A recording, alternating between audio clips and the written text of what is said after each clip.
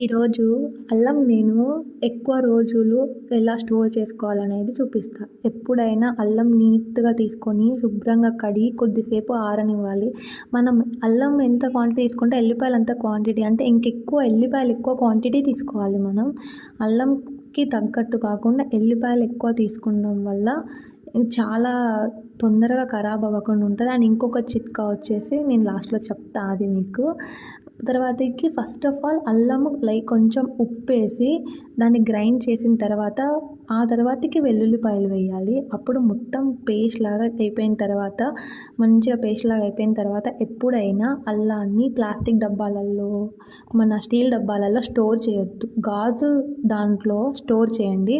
ఎక్కువ రోజులు వస్తుంది. ఇది సెకండ్ టిప్ అనమాట. ఎక్కువ రోజులు రావడం పక్కన పెడితే గాజు దాంట్లో స్టోర్ చేస్తే మనకి బ్యాక్టీరియా ఫామ్ అవ్వకుండా ఉంటుంది.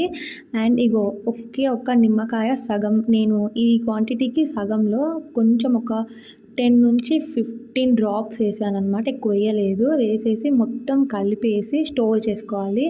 అంతే. ఈ ఒక్క టిప్ చాలు 30 డేస్ వరకు అల్లం మంచిగా ఉంటుంది. టాటా.